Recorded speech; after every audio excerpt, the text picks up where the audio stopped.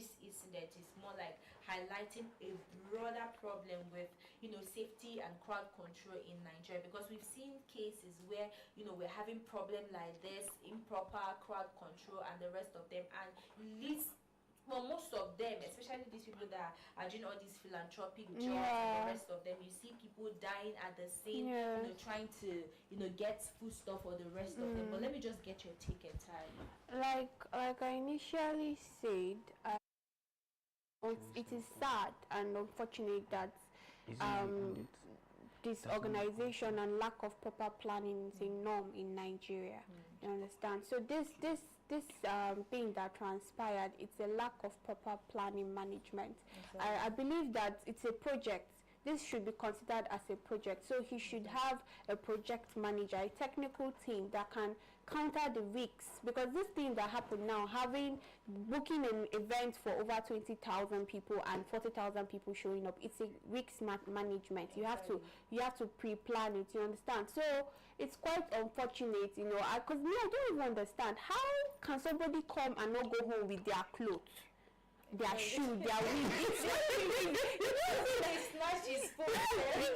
You have to go and tell one guy had to give her a cloth and his slippers. It's too appalling for somebody like Davido. That's total negligence. Yeah, I think they should do better next time. I mean, yes, of course, that they didn't see this massive turnover or massive turnout. They didn't envision it, but I mean, it has happened, and it should be more like a wake-up call for the next, because he will be visiting another state once again. But congratulations to, his concert. It was really massive. But let's move over to the second story.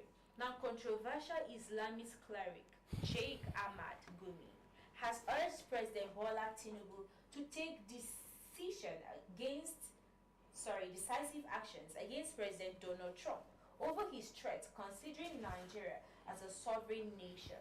He advised the presidency to cut off ties with the US if threat is not restricted, and consider dialogue as a way of addressing Nigeria's ongoing insecurity challenges. Gumi stated that negotiation rather than military confrontation could help resolve the recurring bandit attacks and kidnappings in northern Nigeria. Now, earlier we saw the news about Donald Trump, where he warned Nigerians, the government, that if they don't fix the problem of genocide attack in Nigeria, that he will send his military personnel down to Nigeria to come and fight insecurity, most especially the attacks on the Christians in Nigeria. But I just want to get your entire take on that. How do you think it will look like? Okay, first off, before I comment on this particular stance, I have to address something. First, has Nigerians been facing genocide in groups? That is true. It has actually been happening years back. From Boko Haram attacks to insurgencies to Bayelsa State people. It has been a major problem in Nigeria. And it's almost as if every single president that comes into power finds a way to just overlook it. Exactly. Because you can't tell me that these people cannot be dealt with. It's almost as if they are sympathizing with them. And then if there's something that we've learned from Nigeria as a whole, is the fact that religious people, either Islams or Christians, right now I'm not going to generalize it to Christians, because we've also heard stories of mosques being burnt down. We've heard stories of traditional shrines being destroyed. These are people's fundamental human rights, and you do not expect people to overlook it. Now, in as much as the international body is paying attention at this point in time, it is still scary, because America has a reputation, and their reputation is quite the scary one. They do things thoroughly. Trust me, if Donald Trump lets his troop come to Nigeria, these people will be dealt with, seriously dealt with. But my fear is, it's not just going to be those people that are going to face the rot of it. The whole of Nigeria will. Both the innocent, the guilty, the aggrieved, the perpetrators, everybody go chop. You get, and this is going to actually, obviously Nigeria has a very bad reputation in the international space, but if this kind of thing is allowed to happen, it is going to completely ruin Nigeria's economy very seriously. What about the fact that, I mean, the US have interest in Nigeria? Some people, we have speculations that they are actually targeting the oil and gas market in Nigeria. That's why they are kind of coming up now, because it is known now that they have been alerted about these insurgencies in Nigeria. Do you think that there is any form of, hidden agenda at the US? Personally, I wouldn't say yes to that question. I wouldn't say no to that question. But I'll put it this way. Who has been supplying these people the arms that they've been using to operate? There was a particular leak one particular time where a Senate in US came out to say that congressman came out to allege that the government were sponsoring insurgency in Nigeria. Now, that may be true, that may be false. It might be politically motivated, it might be the reality. But if there's one thing about Nigerian government and the system in Nigeria, is the fact that foreign bodies don't just intervene because they want to intervene. And there's something that Donald Trump is used to, is known for, is the fact that he puts America first. In everything he does, he puts America first. So coming out to come and say that, out of the blue, we want to make sure that Nigeria is safe, blah, blah, blah, blah, blah, blah. Yes, America upholds Christianity. If it frowns upon people being, what's it called? But I am having double thoughts about this man coming to Nigeria. He might come with a good intention, but it's going to affect Nigerians. Thank you so much. Now, coming to you, Genevieve. Now, this Gumi that we are talking about here, a lot of rumors and speculations has it that he has this more like, should I call it, we have this belief that he goes to these bandits, he goes to their hideout, he negotiates with them and have engagement with them, one thing or the other, providing a lot of logistics for them, trying to negotiate for peace and the rest of them. And he has come out to say this, that instead of the government to react to what the president is saying, that the government should actually kind of cut off ties with US. Do you see, I don't know how you perceive this, do you think he has a moral standing to advise the presidency on this matter? First off, Mr. Gumi is an advocate, according to the little that I've gotten to know about him.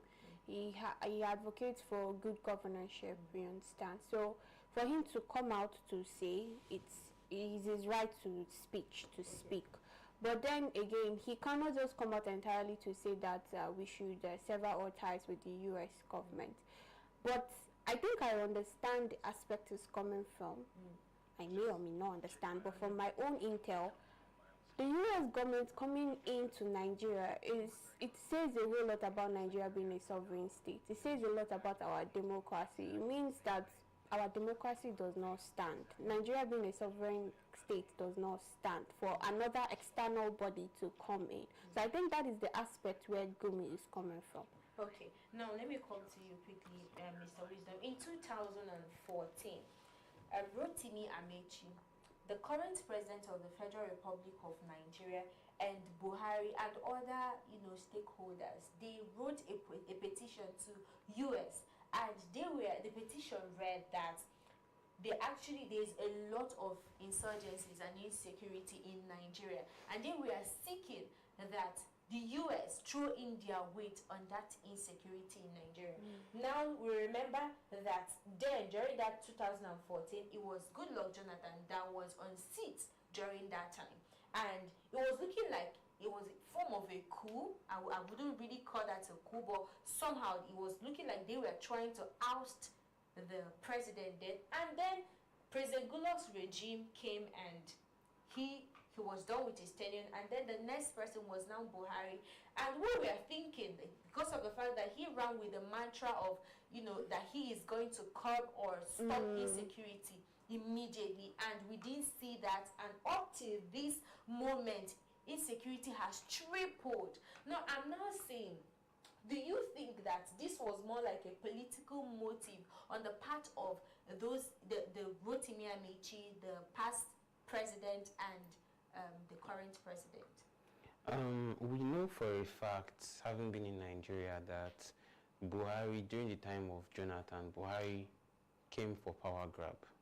Just the same way that Tinubu came for power grab currently. So every action they were taking then was, in my opinion, not for the betterment of Nigerians, but just to be able to get control of that power. Also, Jonathan is not somebody that has a strong backbone when it comes to curbing security. He is more of a dialogue person. That's why you would see that during his time, there was kind of an understanding between him. I beg to differ. Some said he was lackadaisical. He was nonchalant about I wouldn't necessarily say he was nonchalant. I would say he just didn't have the backbone. I don't think he had the manpower. He just didn't have the backbone and people were actually fighting him from within. Yeah. So it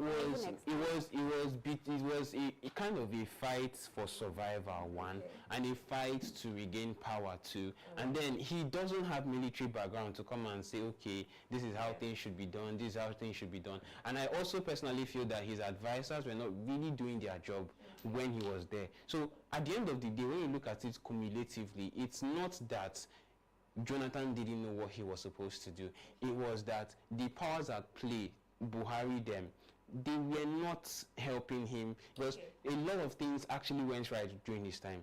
But one thing that really wasn't working out was security. All right, thank you so much. If I'm to make an input in what you just said right now, I think at this point in Nigeria, it's not really about whether you were once in the military. Exactly what I wanted to say. The president, the former president, which is Buhari, was once in the military, and nothing was done. Stop anything about insecurity. I beg to differ though. Okay, that is not. I guess we've established where we want. No, I beg to differ. Even though. So let me just take it. Okay. So let's move on because of time. Now, in Edo State, comedian and social activist Brother Mike has issued a 24-hour ultimatum to Governor Monday Okpebholo to fix the failed sections of Sapele Road following a tragic accident that claimed multiple lives.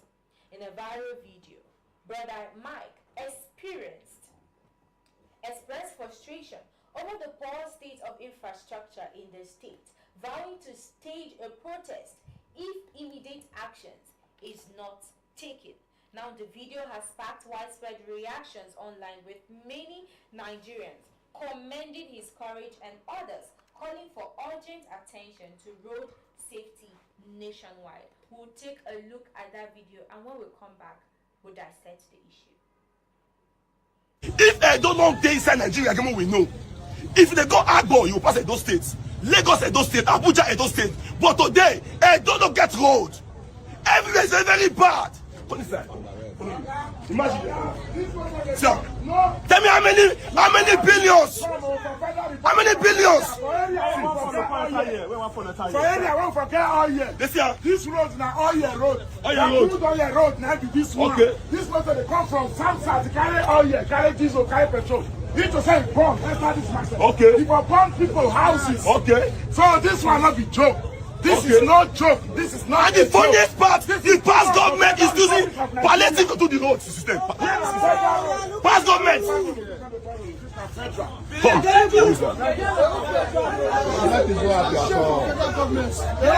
a shame to them. Yes. No appeal.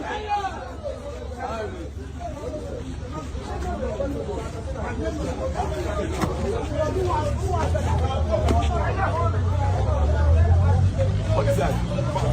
They call.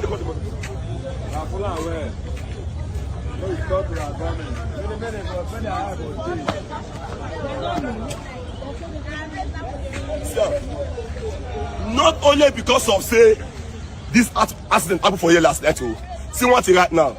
Look, sir, look at like this. Video from that place. To this place now. No.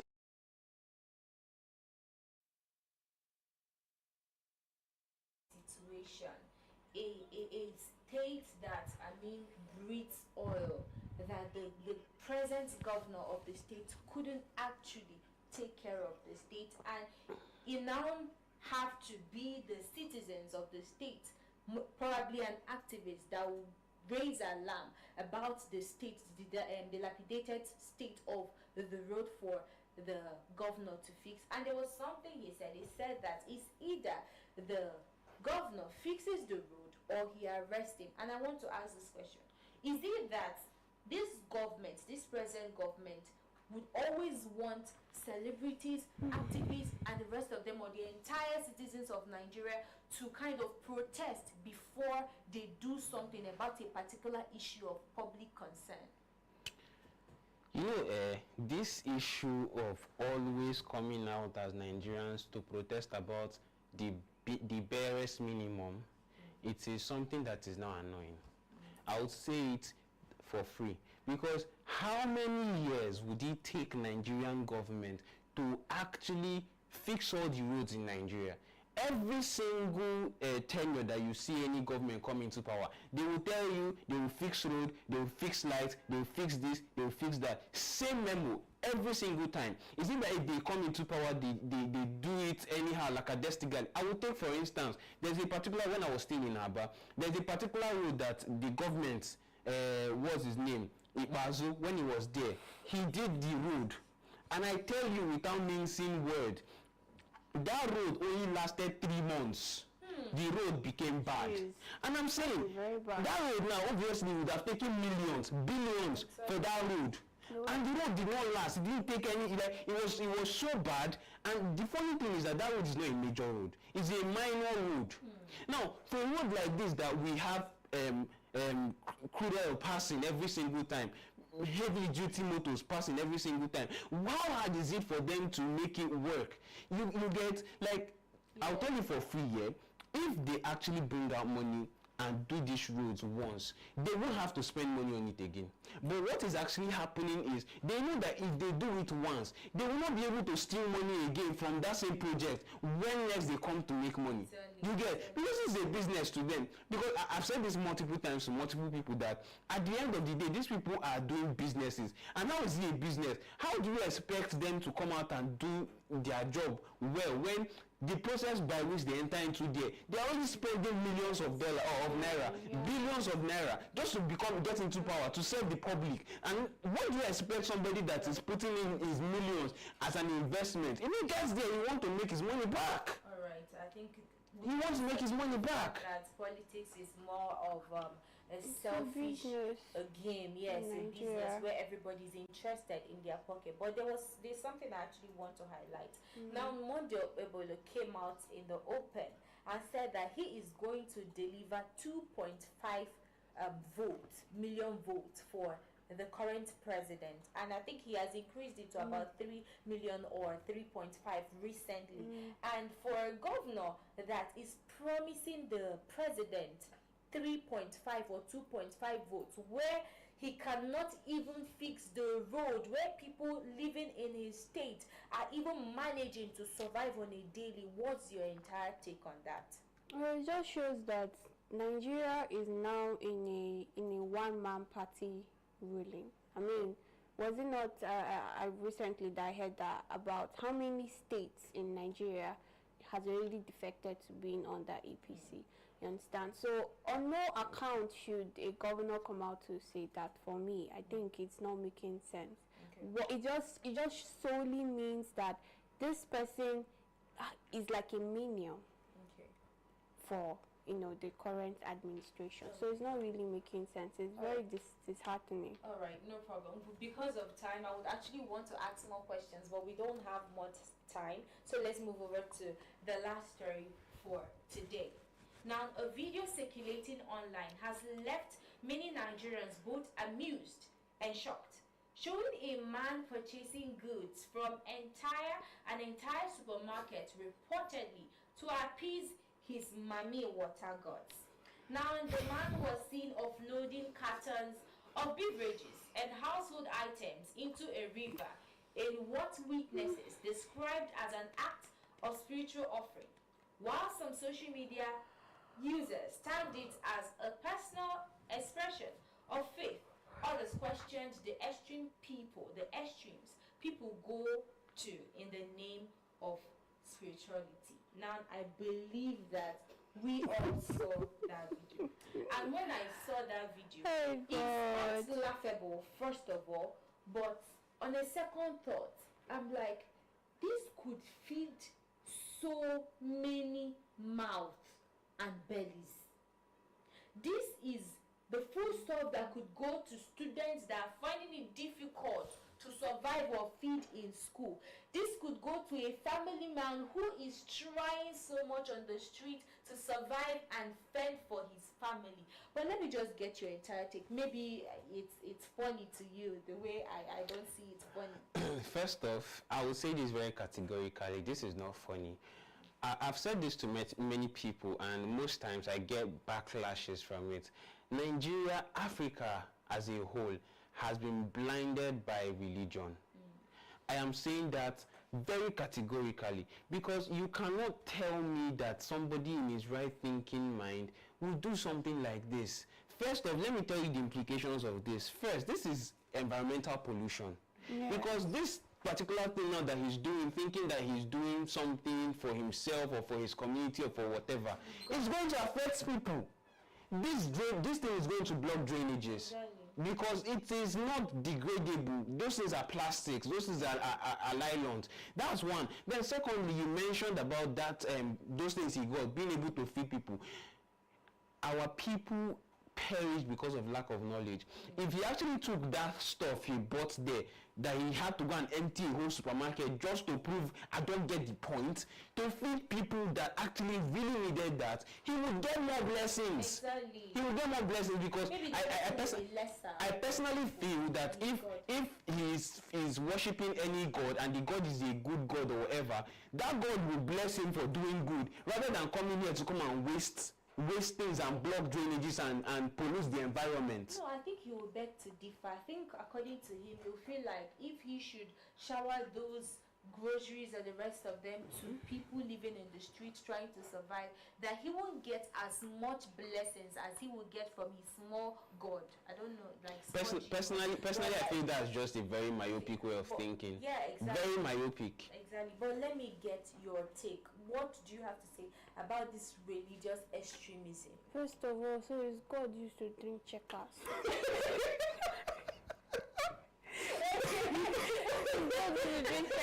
I am not daunting the fact of religion. Yeah. You know, this was practices of the days before Christianity came over. So I am not even going to stand here to oppose it. I don't even know much about it. It's an upgraded God. But I was thinking, Chukwu Obiama cannot tell you to go and feed the poor masses. This thing is just like wisdom stated. You are causing a lot of pollution, hazard. Look at spaghetti for crying out. What I'm waiting for the environmental health department. They will do nothing. But if it's one boy now that maybe I saw one video circulating the internet where they were videoing a man because he stole small bottle of Coke, and they're videoing him stripped him naked. And I'm like, people that are committing outrageous, because this thing is not just particularly for one person, it's going to affect the whole community. Exactly. It's going to affect the whole community. Nobody is saying that you shouldn't practice your religion, but please make it make sense to us. Those whole things there, spaghetti, checkers, custard, Coke. See, even the ones that drop it on the road, that thing. I'll be walking in the morning and I see it litter. I feel if you want to do something like that, as I've read in olden days, you do it in your compound and you take it to the shrine. Exactly. Yes, exactly. And I know most of it, like in the olden days, the way they sacrifice or appease their gods is by using all these gin, all these cola nuts, all these mini things that have some even animals, traditional. And one thing you notice is these things are degradable. Yeah. They can degrade, they can become manure for the soil. Okay, but these things now will ruin the soil. Let me just say something quite quickly. I think of this generation, they've upgraded the way they appease their gods. That's what we are seeing right now. Because when you go to the street, you even see some people people will cook and place the food in front of the road. And I ask myself, why are we going through all these things? There are so many ways. Yes, you can serve your God. Some people will tell you, I lived in a certain environment, they will tell you that if you want to serve your God, do not disturb the entire lodge because you want to serve your God. There are so many ways you can serve your God. You can travel to your community and serve your God. And I just wanted to ask you this: how do social media and viral culture shape the way Nigerians perceive religion and spiritual practices today? I think first of all, before you start doing Hominala, before you want to say because our tradition was there before Christianity came in. That is the truth. So before, our forefathers had ways they were doing this. Now that so many people many people do not want to be Christians, if we are going to be realistic. Now that we have Christianity all about and other religious bodies, if you want to go back to your cultural heritage, if you want to know your tradition, the roots, you should go and learn it. Because what I feel like most young people are doing now is they are adding their own intellectual mindset. They're adding their own aura, the way they feel it should be. Gen Z, the way, not just Gen Z, they feel like, oh, it should be like this, everything should. How many of our forefathers used to set even if there was no phone, how many of them used to set camera and start doing what they are doing? Okay, so sorry. Let me just ask you this. You tie it together so that we can wrap up the show. Now, what role do you think community and religious leaders should play in guiding such expressions of belief responsibly? Thank you. I'm really glad you asked that question. Both our political leaders as well. People need to be educated. Exactly. People need to seriously be educated. Because take China, for instance, we think we practice religion. The Chinese are actually a very religious set of people. They are religious to the core. They don't joke with their gods. But you don't see them neglect fundamental knowledge. You don't see them neglect making sure that their economy works. You would see churches like, sorry, Christians, sorry, I'm not bashing anybody, but you see churches, they'll be open Monday, Tuesday, Wednesday, Thursday, Friday, Saturday, Sunday. The Lord will bless It really pisses me off when I see people sit down and they are praying, God, send me money, God, send me money. Well, you don't have the handwork, you don't have the skill, we're not planning to learn anyone. It is the truth. My recommendation, honestly, is let us cut down on this. See, if I was God and I am seeing you whiling away your life, all in the name of coming to worship me, and you're not adding any value to society, I'm not going to answer your prayer. Ajay. There was this thing God did in the Bible. I can't remember the particular passage in the Bible, but He came to the church and found that they were doing a lot of business. Yes. He flogged everybody that was in the church, but that's not what I want to talk about. It's because of the fact that you mentioned God. If you were to be God, so maybe you are kind of recommending that you might actually flog those people. Maybe that's what you're trying to say, but I am not coming to you right now. I'm moving over to Jeremy, because if I leave you won't stop here. But let me get your recommendation. Well, first of all, just like he stated, education. That is why I said, when I was explaining, I said in the context, because this video is in context of tradition, Omenala. There is Omenala. Me, I respect my culture. I'm an Igbo woman. I respect Omenala very well. But for you to make it your belief, you have to understand the heritage. So every rural, the people the spiritual leaders, politicians, they should educate people that are interested in knowing. Even in Christianity, we see people that are Christian extremists. Educate them. Exactly. They should understand the word of God. They should not just hear what they want and do it. They should understand it before knowing what they are doing. So that's what I would say. There should be proper sensitization of the entire, public on not how to serve their God, but proper ways to do that. Now, thank you guys so much for doing this with me. You It's can been continue. a pleasure, great pleasure. We get to analyze all this topic every single time. Thank you, Genevieve. Thank you. And thank you, Mr. Wisdom. I appreciate. Thank Now, you, from Kanu. the chaos of Davido, or the chaos at Davido's concert in Enugu, to renewed calls for dialogue with bandits, a comedian's bold demand for government accountability and spiritual devotion to taking to new length. Now, these stories reflect the complexities of life in Nigeria today. They raise questions about safety, leadership, belief, and line between faith and governance. As always, the issue may differ, but the message remains the same.